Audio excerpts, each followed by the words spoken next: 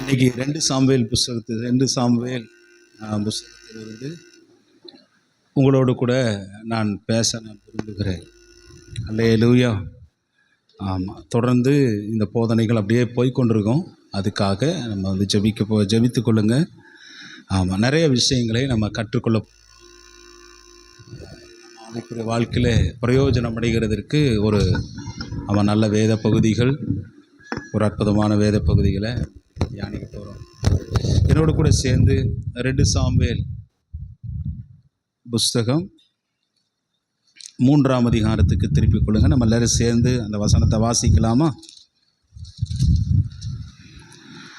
சவுலின் குடும்பத்துக்கும் தாவீதின் குடும்பத்துக்கும் நெடுநாள் யுத்தம் நடந்தது. தாவீது வர வர பலத்தான், சவுலின் குடும்பத்தாரோ வர வர பலவீனப்பட்டு போவார்கள்.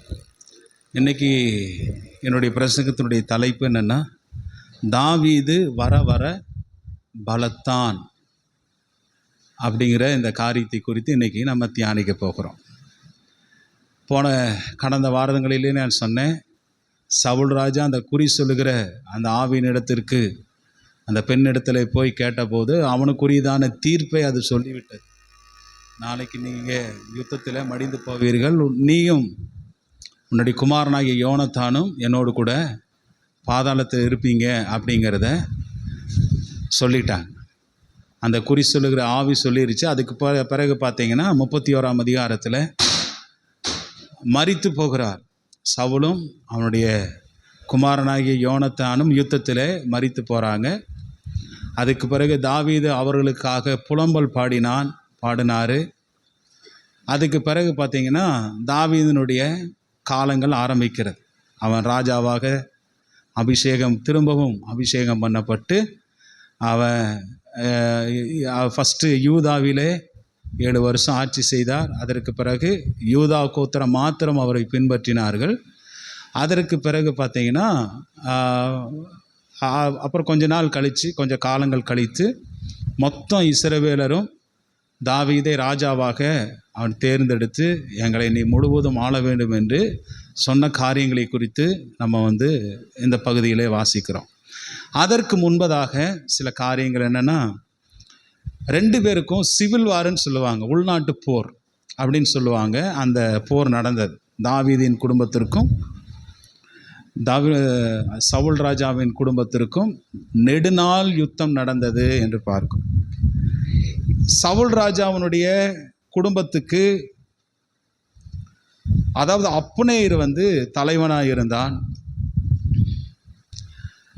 சவுல் ராஜா மரித்த பிறகு அவனுக்கு ஒரு மகன் ஒருத்தர் இருந்தார், இஸ்போசேத் அப்படின்னு ஒரு மகன் இருந்தார். அந்த மகனை அப்னேயர், சவுல் ராஜா அவனுடைய மெய்க்காவலன், பாதுகாப்பு படையும் மெய்க்காவலன் என்ன செய்தார் அப்படின்னா, அவனை தாவீதுக்கு விரோதமாக ராஜாவாக அவனை தேர்ந்தெடுத்து மற்ற கோத்திரங்கள் எல்லாம் அவனை பின்பற்றும்படியாய் செய்தான். ஆனால் இது சக்ஸஸ் ஆச்சா அப்படின்னு கேட்டால் நிச்சயமாக சக்ஸஸ் என்ன செய்யலை, ஆகவில்லை. தாவீதின் குடும்பத்துக்கு தலைவன் யாருன்னு கேட்டால் யோவாப் தலைவனாக இருந்தான். இப்படி 2 குடும்பத்துக்கும் வார் நடந்துகிட்டே இருக்குது, சண்டை நடந்துகிட்டே இருக்குது. ஒரு பெரிய பைபிள் வாசிக்கிறோம், நெடுநாள் யுத்தம், ரொம்ப லாங்காக என்ன செய்யுது, யுத்தம் நடந்துகிட்டே இருந்தது என்று பார்க்கிறோம். இவங்க இந்த 2 தலைவர்களும் என்ன செய்கிறாங்க, அடிச்சுக்கிறாங்க. யோவாப்புனுடைய தம்பி ஒருத்தருக்கு, அவன் பேர் அசகேல் என்று பெயர். அவன் பார்த்திங்கன்னா பயங்கரமாய் மான்களை விட வேகமாய் ஓடக்கூடிய ஒரு மனுஷன். அவன் செரியாவின் குமார், 18வது வசனத்தை நீங்கள் வாசித்து பாருங்கள். அங்கே செரியாவின் 3 குமாரராகிய யோவாப்பும் அபிசாயும் ஆசகேலும் இருந்தார்கள். ஆசகேல் வெளியில் இருக்கிற கலைமான்களை ஒன்றை போல வேகமாய் ஓடுகிறவன், அவ்வளோ ஃபாஸ்ட்டாக ஓடுறவன் இந்த ஆசகேல். இவன் என்ன பண்ணுறான், அப்னேயரை துரத்திட்டு போகிற பெரிய சங்காரமாச்சு. ஒரு சில வாலிபர்கள் எந்திரிச்சு அவங்க சிலம்பம் பண்ணும்போது பார்த்திங்கன்னா ஒருத்தர் குத்திட்டு செத்து போயிட்டாங்க. இதனால் யுத்தங்கள் வலுத்தது. ஒருத்தர் ஓட ஆரம்பித்தார்கள், வெட்டுவதும் குட்டுவதுமாக. இப்படி அந்த உள்நாட்டு சண்டைகள் நடந்துகிட்டே இருந்தது. அப்னேயரை துரத்திட்டு ஆசகேல் ஓடுறான். ஓடும்போது அப்னேயர் பேசிகிட்டே போகிறார்.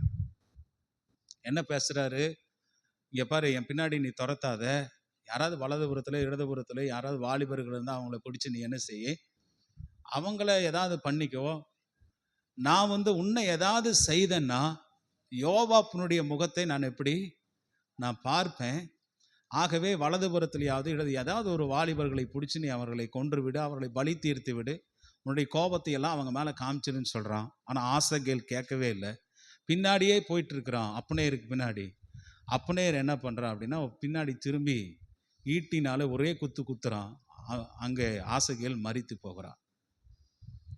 இப்படி சண்டை பயங்கரமாக வழுக்குது. வழுக்கிற நேரத்தில் இந்த பைபிளில் பார்த்தீங்கன்னா பல்லுக்கு பல் கண்ணுக்கு கண் அப்படிங்கிற ஒரு ஒரு காரியம் நியாயப்பிரமாணத்தில் இருக்குது. அது இந்த சம்பவங்களை எல்லாம் பார்க்கும்போது நமக்கு நல்லா அதில் வருகிறதை பார்க்கிறோம். அப்னேரை யோவாப் என்ன செய்கிறான்? பழி வாங்குறான். ஒளிம வாசலில் தாவீது பார்த்தீங்கன்னா தாவீதோடு கூட அவன் சம்மதம் பேச வரும்போது இதை கேள்விப்பட்டு ஒளிம வாசலில் அவனை ரகசியமாக வர வச்சு, தாவீது வர சொல்கிறான்னு வர வச்சு யோவாப் என்ன செய்கிறார்? அப்னேயரை கொன்று போடுகிறார். இப்போ அப்னேயர் மரித்து போயிட்டான். தாவீது பார்த்தீங்கன்னா அவனுக்காய் புலம்பல் பாடுகிறான். ஒரு மதிகட்டவன் செத்தது போல அப்னேயர் செத்து போயிட்டானே, ஒரு மதிகேடன் சாகிறது போல அப்னேயர் செத்து போயிட்டானே. ஒரு பெரிய அந்த வசனத்தை பாருங்க, 3ஆம் அதிகாரத்தில் நீங்கள் வாசித்து பாருங்க, 33வது வசனம். ராஜா அப்னேருக்கு புலம்பி மதிகட்டவன் சாகிறது போல அப்னேயர். இன்னைக்கு பாருங்க எத்தனை பேர் மதிகட்டவன் சாகிறது போல செத்து போயிருக்கிறான். இல்லை, உன் கைகள் கட்டப்படவும் இல்லை, உன் கால்களில் விலங்கு போடப்படவும் இல்லை, துஷ்டர் கையில் மடிகிறது போல மடிந்தாயே என்றான். அப்பொழுது ஜனங்கள் எல்லாரும் பின்னும் அதிகமாக அவனுக்காக அழுதார்கள். இந்த அப்னேயர் என்ன பண்ணா அப்படின்னா ஒரு பாவம் பண்ணிடுறான். ஒரு தப்பு பண்ணும்போது அவனுடைய சவுல் ராஜா அவனுடைய மகன் இஸ்போசேத்தை என்ன செய்கிறான்? அதை கேள்விப்பட்டு அவன்கிட்ட போய் சண்டை போடுறான். இந்த மாதிரி என்னுடைய தகப்பனுடைய மறுமனையாட்டின் இடத்துல நீ அந்த மாதிரி ஒரு பெரிய பாவம் செய்தது என்ன என்று கேட்கும்போது அவங்களுக்குள்ள அந்த இடத்துல 2 கான்ட்ரவர்சி ஆகுறது. அதுக்கு பிறகு அப்னேயருக்கு இந்த இஸ்போசேத் பயந்து இருப்பான். அதனால் என்ன நடந்தது அப்படின்னா, இப்போ பாரு, நீ இந்த மாதிரியெல்லாம் என்னை கேள்வி கேட்குறியா என்று அவன் மனசில் நினச்சி இஸ்போசத்தை வெறுத்து முழு இஸ்ரவேலையும் யாரோடு கூட இணைக்க முயற்பட்டான் அப்படின்னா சவுல் தாவீதோடு கூட இணைப்பதற்கு முற்பட்டான். அதுக்கு தான் அவன் சம்மதம் பேச வரும்போது தான் வீட்டில் சாப்பிட்டுட்டு போனால் அதை கேட்டு யோவாப்பு என்ன செய்தான் அப்படின்னா அவனை கொலை செய்கிறான். இப்படி தான் இதனுடைய பேக்ரவுண்ட் பின்னணி இருக்கிறது. இது உங்களுக்கு சொல்கிறது புரிஞ்சுதா? அல்லேலூயா. இதுக்கு இடையில பார்த்தீங்கன்னா சவுலின் குடும்பத்திற்கும் தாவீதின் குடும்பத்துக்கும் வெகு நாள் யுத்தங்கள் நடந்து கொண்டிருந்தது. தாவீது வர வர பலத்தார், சவுலின் குடும்பமோ வர வர வர அது பலவீனப்பட்டு போனது என்று பார்க்கிறோம். இந்த நெடுநாள் இந்த சிவில் வாரில் பார்த்தீங்கன்னா தாவீதுக்கு இது ஒரு மிகப்பெரிய ஒரு சோதனையாகவே, ஒரு சோதனையின் காலமாகவே இருந்தது. ஏன்னா தாவீதினுடைய விசுவாசத்தையும் பொறுமையும் இந்த யுத்தங்கள் குடும்ப வாரம் என்ன செய்தது அப்படின்னா சோதித்தது. அவனுடைய பொறுமையை சோதித்தது. ஏற்கனவே வனாந்தரத்தில் பல அலைச்சல் 13 வருஷம் இருந்தார். அதுக்கு பிறகு இங்கே வந்தால் நல்லா இருக்குன்னு பார்த்தா இங்கே என்னது தாவீதுக்கு இந்த மாதிரி இந்த சிவில் வாரா இருக்கிறதுனால இது அவர்களுடைய விசுவாசத்தையும் பொறுமையை சோதிச்சது. ஆனால் தாவீது ஹேண்டில் பண்ணார் பல விஷயங்களை. ஆமேன்னு சொல்லுங்க. அல்லேலூயா.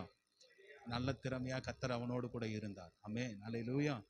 இருந்தபடினாலே அவனுடைய அந்த கையாளுதல் எல்லாம் அழகாக இருந்தது. இப்போ நம்ம இங்கே வாசிக்கிறோம், சவுலின் குடும்பம் வர வர பலவீனப்பட்டு போயிடுச்சு என்று பார்க்கிறோம்.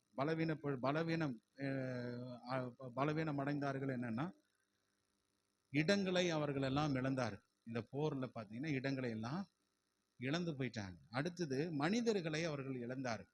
எல்லாம் அவர்களோடு இருந்த மனிதர்கள் எல்லாம் தாவீதின் பட்சமாக வந்துட்டாங்க. நிறைய பேர் இந்த யுத்தத்திலையும் மடிந்து போய்விட்டாங்க.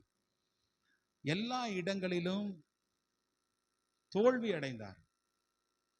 எந்த இடத்துல கூட சவுலின் குடும்பத்தார் ஜெயிக்கவே கிடையாது, வெற்றியே அடையவில்லை.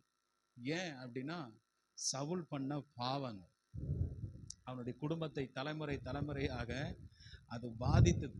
அதனால எங்க சவுல் தாவீதோடு கூட யுத்தம் வந்தாலும், யோவாபோடு கூட யுத்தம் பண்ண வந்தாலும் அவர்கள் எங்கேயும் ஜெயித்ததாக இல்லை, எல்லாம் தோற்று போனார்கள். அடுத்த விஷயம் என்னன்னா, சவுலின் குடும்பத்தாருடைய நற்பெயர் எல்லாமே கெட்டு போயிடுச்சு. இப்படி நாளுக்கு நாள் அவங்க பலவீனப்பட்டு அவங்க போனார்கள் என்று பாரு. அப்னேயருக்கு தெரிய வேண்டாமா? அடுத்தது யாரு தான் ராஜாவாக கர்த்தர் அபிஷேகம் பண்ணியிருக்கிறார் இஸ்ரவேலின் மேலே? தாவீதை அபிஷேகம் பண்ணியிருக்கிறார். எப்படி சவுல் ராஜா முரண்பாடு பண்ணினாரோ, முரணாக நடந்தாரோ, அதே போலதான் அப்னேயரும் என்ன செய்தார்? ஆமா, அவனை அபிஷேகம் பண்ணியிருக்கிறாரே, நம்ம எல்லாரும் அவரை தானே ஃபாலோ பண்ணணும். ஆனால் இருந்தும் இவன் பெரிய பல செய்த தவறுகளை எல்லாம் தாவீது மன்னித்து, தாவீது அவனுக்கு வீட்டில் என்ன செய்றாரு? விருந்து கொடுக்கிறார். சத்துருக்களை ஆண்டவர் சிநேகிக்க சொன்னார்ல, அதனால சத்துருக்களை சிநேகித்தார் தாவீது. இப்படி நடந்தது. நல்லா கவனிங்க. இந்த போர் பார்த்தீங்கன்னா, இந்த சிவில் வார், தாவீதின் குடும்பத்துக்கும் சவுல் குடும்பத்துக்கும் நடந்த இந்த சண்டை பார்த்தீங்கன்னா, ஆவிக்குரிய ரீதியில் நம்ம எடுத்தோன்னா, ஆவிக்கு விரோதமாக மாம்சமும், மாம்சத்துக்கு விரோதமாக ஆவியும் ஒன்றுக்கொன்று போராடுகிறது போல இருந்தது. ஆனால் ஆவிக்குரிய தாவீது ஜெயித்தான். சவுலின் குடும்பத்தார் தோல்வி அடைந்தார்கள் என்று நம்ம இப்படி இதெல்லாம் பார்க்கலாம். நல்லா கவனிங்க. இன்னைக்கு நம்ம தாவீது வர வர பலப்பட்டதற்கான காரணம் என்ன அப்படிங்கிற நிறைய விஷயங்கள் இருக்குது. இது ஒவ்வொன்றும் நிறைய விஷயங்களை ஒரே நாள் பேச முடியாது, அநேக விஷயங்கள் இருக்கு, ஒரே நாள் பேச முடியாது. அதனால ஒவ்வொரு வாரமும் ஒவ்வொரு பலப்பட்டதற்கான காரணம் என்ன என்பதை குறித்து நம்ம பேச போகிறோம். அல்லேலூயா. நம்ம தியானிக்க போகிறோம். முதல் விஷயம் என்னன்னா, தாவீது தேவ சித்தத்தை எப்பொழுதுமே தேட ஆரம்பித்தார். வர வர அவர் பலத்ததற்கான காரணம் என்ன? தேவ சித்தத்தை தாவீது தேட ஆரம்பித்தார். இல்ல, டு டு காட்ஸ் வில், தேவ சித்தத்தை அவர் செய்தார் என்று பார்க்கிறோம். ஒரு வசனத்தை வாசிக்கலாம். 2ஆம் அதிகாரம் 2 சாமுவேல் 2ஆம் அதிகாரத்தில் 1வது வசனத்தை வாசிங்க பார்க்கலாம். பின்பு தாவீது கர்த்தரை நோக்கி, நான் யூதாவின் பட்டணங்களில் ஒன்றிலே போய் இருக்கலாமா என்று விசாரித்தான். அதற்கு கர்த்தர், நீ போ என்றார். எவ்விடத்திற்கு போகலாம் என்று தாவீது கேட்டதற்கு அவர் எப்ரோனுக்கு போ என்று ஆண்டவர் சொன்னார். ஆமென் சொல்லுங்க. ஹல்லேலூயா. சவுல் ராஜா மரித்து விட்டார், யோனத்தானும் மரித்து விட்டாங்க. இப்போ இஸ்ரவேல் தேசத்தை ஆளுகை செய்வதற்கு யாருமே இல்லை. தாவீது ஏற்கனவே இஸ்ரவேலின் மேலே ராஜாவாவதற்கு அபிஷேகம் பண்ணப்பட்டார், சவுல் உயிரோடு இருந்த போதே. ஆமென் சொல்லுங்க பார்க்கலாம். அல்லேலூயா. அதை தெரிந்து தாவீது ஆண்டவரிடத்துல விசாரிக்கிறாரு. நான் யூதாவின் பட்டணங்களிலே ஏதாவது ஒரு பட்டணத்தில் போய் நான் வாசம் பண்ணட்டா, நாங்கள் இருக்கட்டும் ஆண்டவரே என்று கேட்கிறாரு. ஆண்டவர் சொல்றாரு, நீ என்ன செய்ய? எழுந்திருந்து போ. ஆண்டவரிடத்திலேயே கேட்கிறாரு திரும்ப, ஆண்டவரே அந்த பட்டணங்களிலே நான் எந்த பட்டணத்துக்கு நான் போகணும்? ஆண்டவர் அருமையான ஒரு பட்டணத்தை சொல்றாரு, நீ அங்க இருக்கிற எப்ரோனுக்கு நீ போங்கிறார் ஆண்டவர். ஹல்லேலூயா. தாவீது எப்ரோனுக்கு போறார். அந்த எப்ரோனிலே யூத கோத்திரத்து மாத்திரமே தாவீதை வரவேற்றார்கள். தாவீது அந்த யூத கோத்திரத்துக்கு மாத்திரமே ஃபர்ஸ்ட் என்ன செய்தாரு? ஆமா, ராஜாவாய் இருந்தார் என்று பார்க்கிறோம். நல்லா கவனிங்க பாருங்க. ஆண்டவர் தன்னுடைய, அதாவது இப்படி சொல்லலாம், இது ஒரு பக்கம் இருக்கட்டும். தாவீது சவுல் ராஜா மரிச்ச பிறகு, அடா நமக்கு இருக்கிறதான எதிரி என்ன செய்துட்டான்? மரித்து போய்விட்டான். யோனத்தான் வாரிசு மரித்து போய்விட்டான் என்று ரொம்ப உற்சாகப்படலாம். இல்லை, ஒரு பழமொழி நம்ம தமிழில் சொல்லுவோம், ஏற்கனவே சொல்லுவோம், இதெல்லாம் தெரிஞ்ச பழமொழி தான். அண்ணன் எப்போ திண்ணையை காலி பண்ணுவான், நம்ம எப்போ அங்கே போய் அதை கரெக்டாக சொல்லுங்க. அன்னை எப்போ சாவா, திண்ணை எப்போ காலியாகும். அந்த மாதிரி பழமொழியில் சொல்லது போல் இங்கே தாவீது செய்யலை. அவன் செத்து போன உடனே போய் அந்த ராஜ்ய பாரத்தை நம்ம பிடிச்சிடலான்னு சொல்லி ஒரு பெரிய கிளர்ச்சியை உண்டு பண்ணி எல்லாம் வாங்கடா அப்படின்னு சொல்லி பெரிய கூட்டத்தை திரட்டி கொண்டு தாவீது என்ன செய்யலை, போகவில்லை. பாரு, போகலை. தேவனுடைய சித்தத்துக்காகவும் அவருடைய நோக்கத்துக்காகவும் அந்த வாக்குத்தத்தங்கள் நிறைவேறுவதற்காகவும் தாவீது பொறுமையாக அந்த இடத்துல இருக்கிறார், வெயிட் பண்ணலை. நீங்கள் 1 நாளாகமத்தின் புஸ்தகம் 12ஆம் அதிகாரத்தை நீங்கள் வாசித்து பார்த்தீங்கன்னா, சவுல் ராஜா உயிரோடு இருக்கிறாரு. தாவீது பெலிஸ்தியருடைய பட்டணத்திலே சிக்லாக் என்ற இடத்துல இருக்கிறாரு. அந்த சிக்லாக்கில் பார்த்தீங்கன்னா உயிரோடு சவுல் ராஜா இருக்கும்போதே தாவீதுக்கு உதவி செய்வதற்கு அநேக கோத்திரங்கள் அவனை தேடி போனார்கள் என்று பார்க்கிறோம். அநேக போனாருங்க. பெஞ்சமின் கோத்திரம் போனாங்க, மனாசையின் பாதி கோத்திரம் போனாங்க, நப்தலி போனாங்க. 12ஆம் அதிகாரம் 1 வசனத்தை வாசிங்க. 1 நாளாகமம் 12 1 வாசிங்க பார்க்கலாம். கீசின் குமாரனாகிய சவுலின் நிமித்தம் இன்னும் மறைவா இருக்கையில் கில்காலில் இருக்கிற, மன்னிக்கணும், நான் சிக்லாக்னு சொன்னேன். கில்காலில் சிக்லாக்கா, சிக்லாக்கில் இருக்கிற அவனிடத்திற்கு வந்து அவனுக்கு உதவி செய்தார்கள் என்று பாருங்க. அநேகர் வந்தார்கள். இல்லை, தாவீதனுடைய காரியத்தை பார்த்து வனாந்தரத்தில் ஓடுறதை பார்த்து அந்த சிக்லாக்கு வந்து அவனை உதவி செய்தார்கள். பெரிய கிளர்ச்சி. அந்த அந்த படைகளை எல்லாம் வைத்து கூட சவுல் ராஜாவோடு கூட யுத்தம் பண்ணி இருக்கலாம். ஆனால் தாவீது அந்த விஷயத்தை செய்யலை. இப்போ பாருங்க, சவுல் ராஜா மரித்த பிறகும் யோனத்தான் மரித்த பிறகும் இஸ்ரவேலிலே ஒரு நல்ல தலைவர் இல்லாத போது தாவீது ஒரு பெரிய அவர்களை கொண்டு கிளர்ச்சி உண்டு பண்ணி தேசத்தில் வாங்கடா, என்னை பின்பற்றுங்கடா, நான் தாண்டா ராஜா, தேவன் என்னை அபிஷேகம் பண்ணியிருக்கிறார் அப்படிங்கிற எந்த விஷயத்தையும் தாவீது சொல்லாமல், எந்த மனுஷனையும் நம்பாம ஆண்டவரிடத்திலே தன்னுடைய சித்தத்தை கேட்டார். ஹல்லேலூயா. ஆண்டவரிடத்துல விருப்பத்தை கேட்கிறார். ஆண்டவரே, தேவனே, நான் யூதாவின், இப்பொழுது சொல்லுங்க, நான் யூதாவின் பட்டணங்களிலே ஒரு பட்டணத்தில் நான் போய் இருக்கலாமா என்று கேட்கிறார். ஒரு இடத்துல பாருங்க, காத்து தீர்க்கதரிசி கூட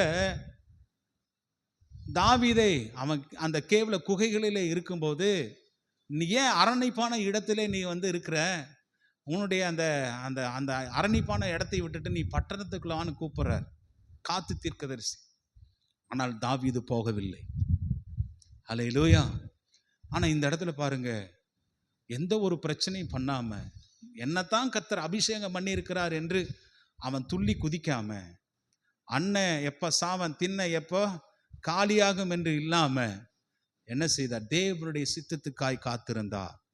ஆண்டவருடைய வாக்குத்தத்தம் அவருடைய வாழ்க்கையில நிறைவேறுவதற்காக தாவீது காத்திருந்தார்.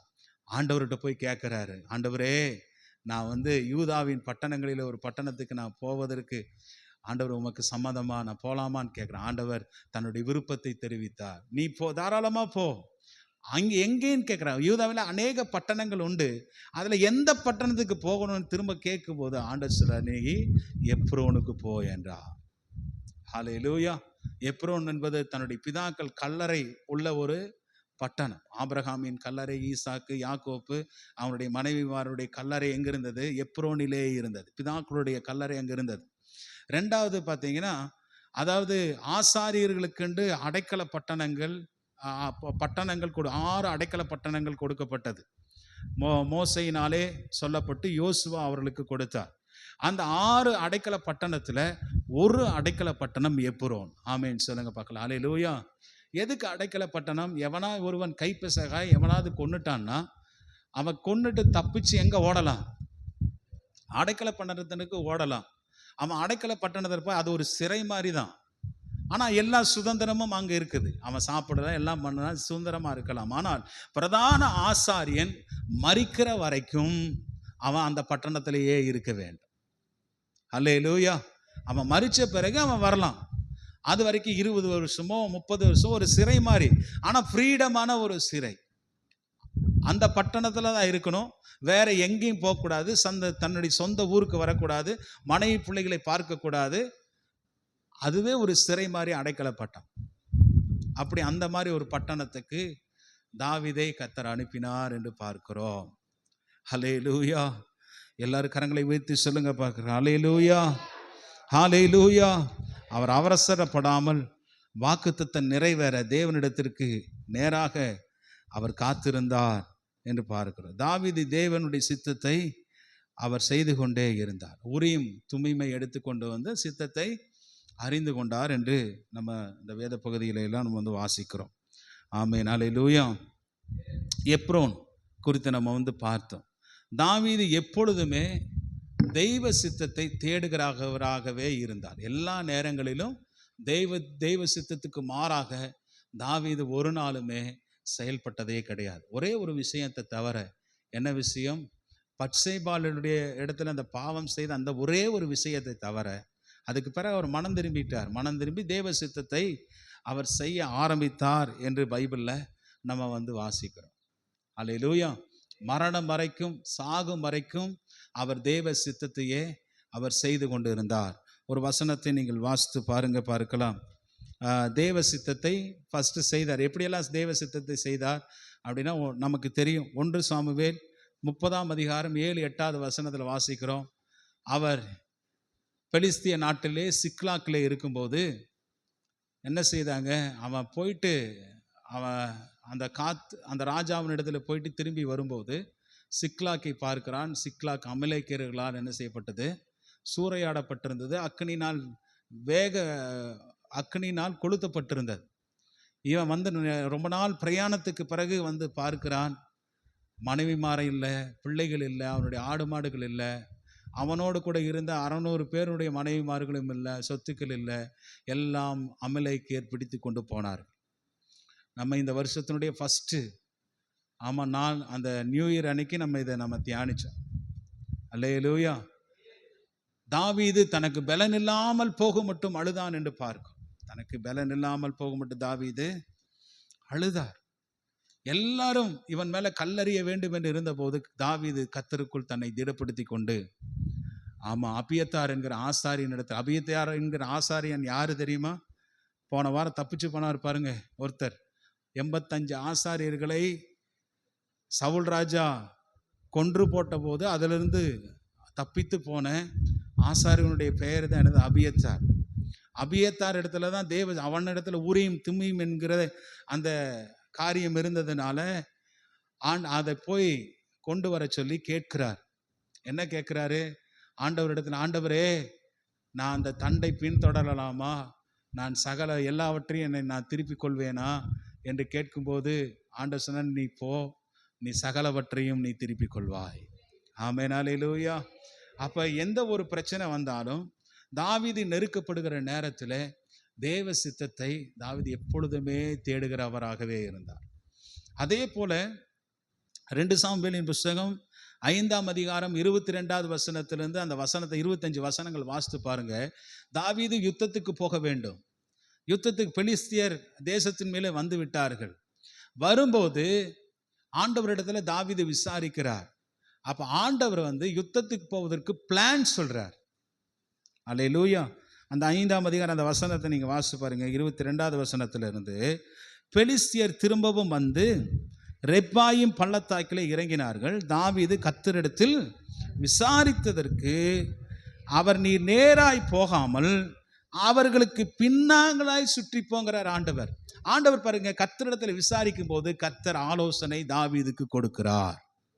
தேவ சித்தத்தை தேடும் போது தேவன் அவன் அதை என்ன எப்படிப்பட்ட காரியத்தை செய்யணும் அப்படிங்கிறத தாவீதுக்கு கர்த்தர் விளங்க பண்ணுகிறார்.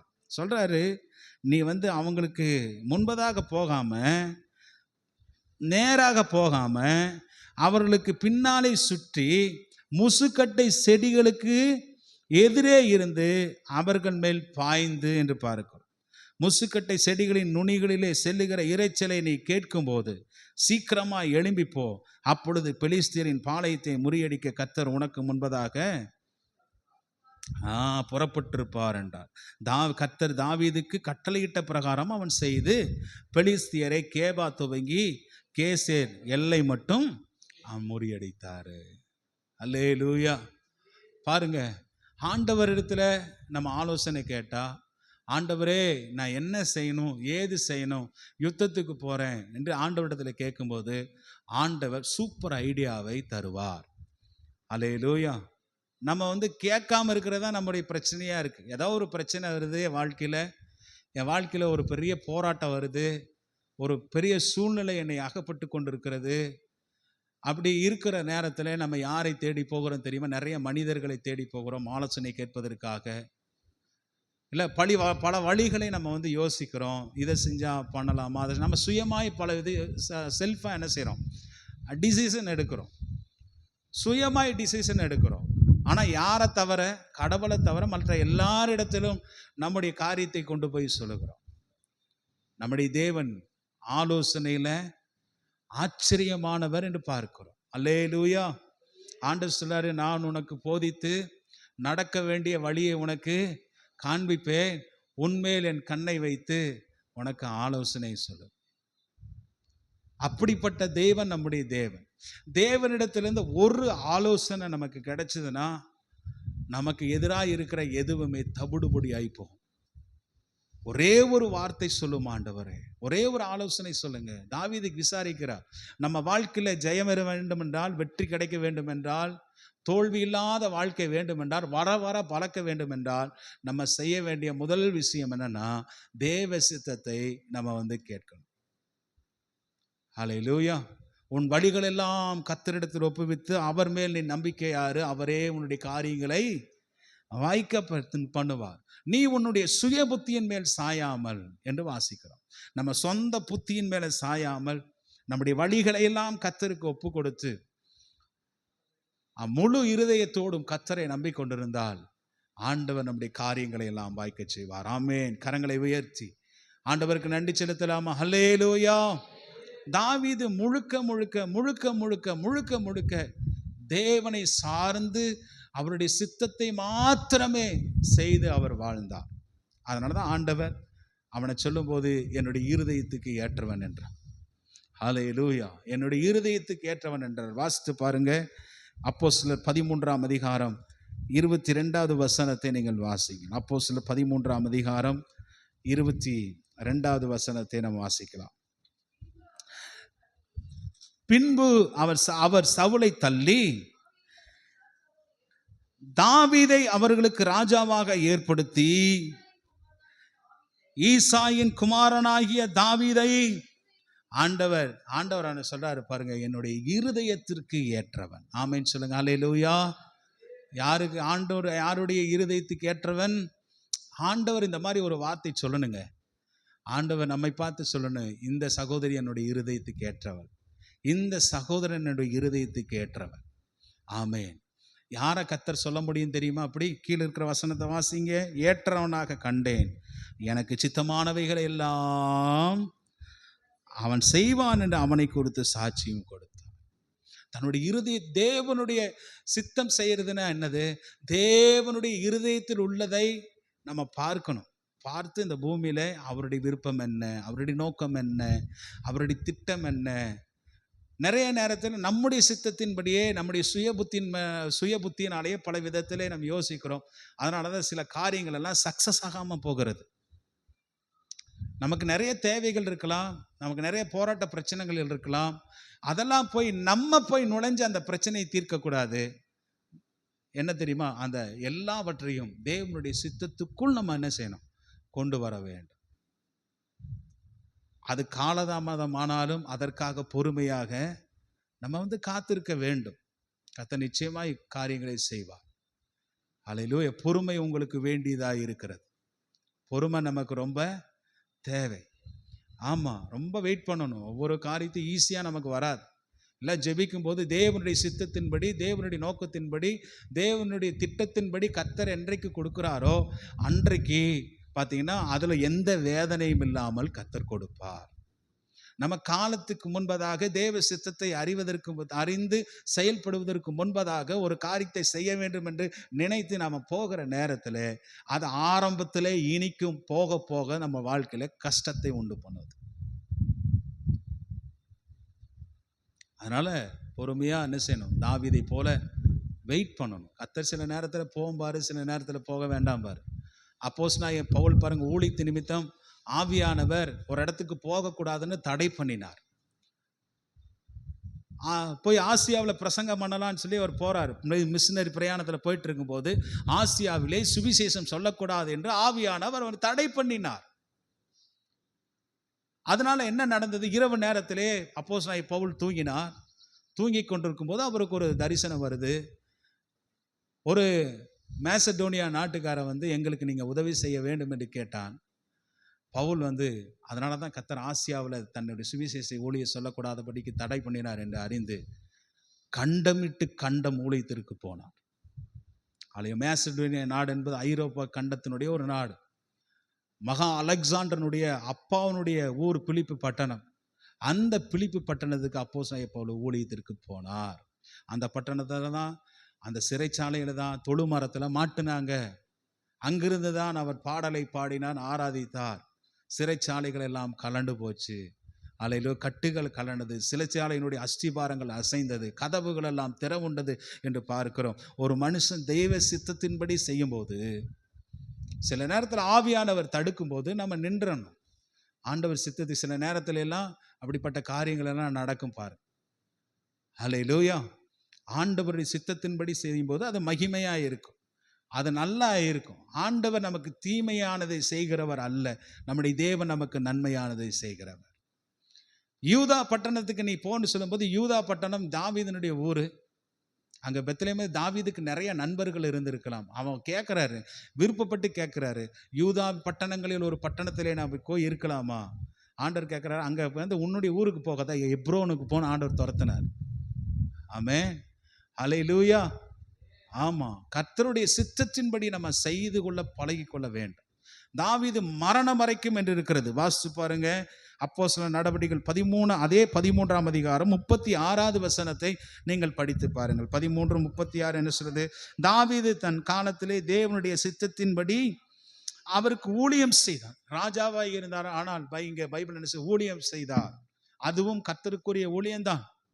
ஊழியம் செய்த பின்பு நித்திரை அடைந்து தன் பிதாக்களிடத்திலே சேர்க்கப்பட்டு அழிவை கண்டார். அவர் மரிச்சு போனாரு. பாருங்க, தாவீது தன் காலத்திலே தேவனுடைய சித்தத்தின்படி, அவருக்கு ஆண்டவருடைய சித்தத்தின்படி தான் ஊழியம் செய்தார். ஆமென். அதனால தான் தாவீதினுடைய ராஜ்யம் பார்த்தீங்கன்னா ரொம்ப ஆசீர்வாதமா இருந்தது, நல்லா இருந்தது. நல்லா தாவீது ஆட்சி செய்தார். அவர் வாழ்க்கையில் நிறைய போராட்டங்கள் இருந்து, பிரச்சனைகள் இருந்து, மகனால பிரச்சனைகளாக இருந்தது. ஆனால் முடிவு காலத்திலே அற்புதமான ஒரு ராஜ்யத்தை செய்து தாவீது மரித்து போனார். இன்னைக்கு வரைக்கும் அவரை குறித்து இஸ்ரவேல் ஜனங்கள் புகழ்ந்து பாடுகிறார்கள். ஆமென், அல்லேலூயா. பாருங்க, நம்ம தேவ சித்தம் செய்யணும்னா என்ன செய்யணும்? தேவ சித்தம் நம்முடைய வாழ்க்கையில செய்வது எப்படி செய்யலாம், எப்படி செய்யணும்? வேற வழியே இல்லை, நம்ம உட்கார்ந்து வேதத்தை வாசிக்கணும். ஆமே, தாவீது அபியத்தாருடைய உரியும் துரியும் தும்மியுமை கொண்டு வர சொல்லி உட்கார வச்சு ஆண்டவர்கிட்ட கேட்குறார். அல்லேலூயா, தேவனிடத்தில் கேட்குறார். அதே மாதிரி நம்ம என்ன செய்யணும்? பைபிளை வச்சு ஆண்டவருடைய சித்தத்தை நம்ம தெரிந்து கொள்ள வேண்டும். நான் போன வாரம் சொன்னது மாதிரி இப்படியெல்லாம் குறி பார்க்குற புஸ்தகம் மாதிரி பைபிளை திறந்து அப்படி பண்ணக்கூடாது, ரெகுலராக வாசிக்கணும். அல்லேலூயா. நான் என்ன சொல்கிறேன்னா, 4ஆம் புஸ்தகத்தை நீங்கள் படித்தா கூட அதில் நிறைய பெயர்கள் இருந்தால் கூட ஆண்டவர் நிச்சயமாய் அதில் ஏதாவது வார்த்தை மூலமாய் கர்த்தர் நம்மிடத்தில் பேசுவார். ஏதாவது ஒரு பரிசுத்தமான கர்த்தர் நமக்கு காண்பிப்பார். அல்லேலூயா. தேவ சித்தம் அறிவதற்கு வேற வழியே கிடையாது. ஒன்று பைபிள் படிக்கணும், ரெண்டாவது ஜெபிக்கணும். இது 2 விஷயத்தின் மூலமாக தான் ஒரு மனுஷன் தேவ சித்தத்தை என்ன செய்யணும்? அறிந்து கொள்ள முடியும்.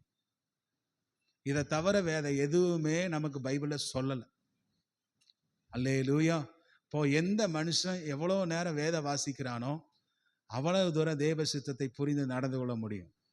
எந்த மனுஷன் அதிகமாய் ஜெபிக்கிறானோ அந்த மனுஷன் தேவனுடைய இருதயத்தில் உள்ளதெல்லாம் கேட்டு அவன் செய்ய முடியும். தாவீது விசாரித்தான், தேவனிடத்துல போய் கேட்கிறான்.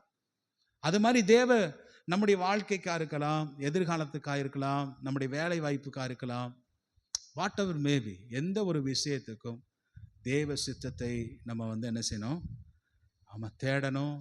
தேவ சித்தத்தை நம்ம கேட்கணும். கேட்கும்போது அவருடைய விருப்பத்தின்படி, அவருடைய நோக்கத்தின்படி, அவருடைய தரிசனத்தின்படி கர்த்தர் நிச்சயமாய் அந்த காரியங்களை ஏற்ற டைமில் வரும்போது, ஏற்ற நேரத்திலே, நம்ம எதிர்பார்க்காத நேரத்திலே கர்த்தர் அந்த காரியங்களை எல்லாம் நம்ம வாழ்க்கையிலே செய்ய ஆரம்பிப்பார். அல்லேலூயா. சில வசனங்களை உங்களுக்கு காண்பித்து கொடுக்கிறேன் பாருங்க. எபேசியருக்கு எழுதின நிருபம் 5ஆம் அதிகாரம் 17வது வசனத்தை நீங்கள் வாசிங்க பார்க்கலாம். எபேசியருக்கு எழுதின நிருபம் 5ஆம் அதிகாரம் 17வது வசனம். ஆகையால் நீங்கள் மதியற்றவர்களாய் இராமல் கர்த்தருடைய சித்தம் இன்னதென்று நீங்கள் உணர்ந்து கொள்ளுங்கள். மதியற்றவர்களாகவே இருக்காதீர்கள்.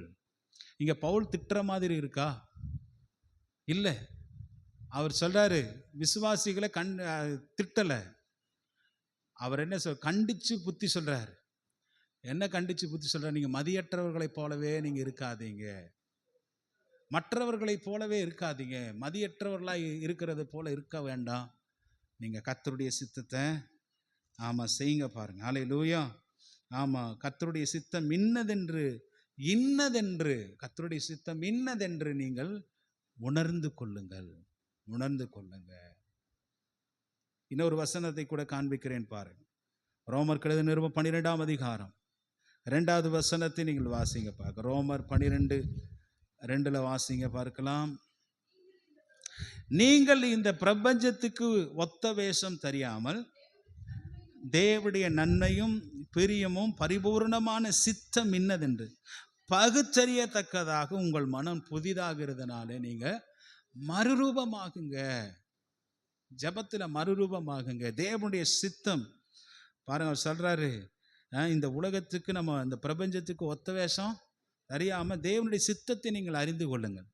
தேவனுடைய நன்மையும் பிரியமான பூரணமான சித்தம் இன்னதென்று பகுத்தறியத்தக்கதாக தேவனுடைய சித்தத்தை பகுத்தறிய வேண்டும். அல்லேலூயா. நன்மை எது, பிரியம் எது, அது பகுத்தறியத்தக்கதாக உங்களுடைய இருதயம் என்ன செய்யணும், மனம் புதியதாகிறதுனாலே நீங்கள் மறுரூபமாகுங்கள் என்று சொல்லுகிறார். அல்லேலூயா. ஆழமா போய் தேவ சமூகத்தில் உட்கார்ந்து நம்மை டிரான்ஸ்ஃபார்ம் பண்ணணும், நம்மை மறுரூபப்படுத்த வேண்டும். உட்கார்ந்து தேவ சமூகத்தில் உட்கார்ந்து இப்படி சித்தம் என்ன, வாழ்க்கையில் நோக்கம் என்ன, இப்படி தரிசனம் என்ன, என்னை கொண்டு என்ன செய்ய சித்தமாக இருக்கிறீர், நான் எங்கே போகணும், நான் எங்கே செல்லணும், நான் எங்கே போகணும், உங்களுடைய பாதையை எனக்கு நீங்கள் காண்பீங்க ஆண்டவர், உங்களுடைய வழிகளை காண்பீங்க ஆண்டவர், எனக்கு நல்ல ஒரு ஜாப்பை காண்பீங்க ஆண்டவரே, நல்ல ஒரு பெண்ணை எனக்கு காண்பீங்க ஆண்டவரே. அல்லேலூயா. அப்படி நம்ம தேவ சமூகத்தில் தேவ சித்தத்துக்கு ஒப்பு கொடுக்கும்போது வேதனை இல்லாத காரியத்தை கர்த்தர் நமக்கு தருவார். ஆமென். அல்லேலூயா. அடுத்தது இன்னொரு வசனத்தை வாசித்து பாருங்க. எபிரேயர் 10ஆம் அதிகாரத்துக்கு என்னோட கூட வாங்க. எபிரேயர் எழுதின நிருபம் 10ஆம் அதிகாரம் 35வது வசனத்திலிருந்து வாசிங்க பார்க்கலாம். 35வது வசனம்.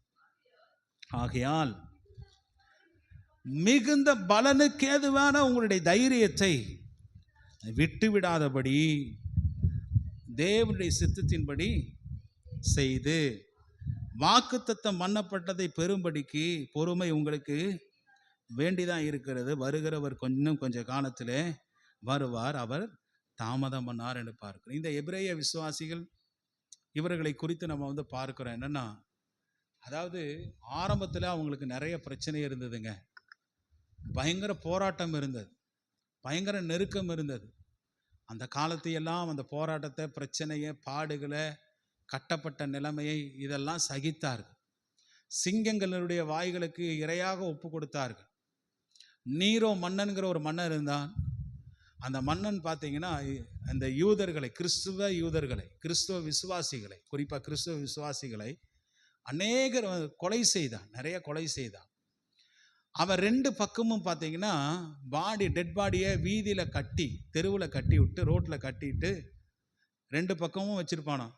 இந்த சைடில் விசுவாசிகளை கட்டி வைத்திருப்பான், இவங்க மேலே இந்த பக்கம் இந்த சைடில் விசுவாசிகளை கட்டி வைத்து அவங்க நெருப்பு மூட்ட சொல்லி, அந்த நெருப்பு வெளிச்சத்தில் நீரோ மன்னன் நடந்து போவானாம்.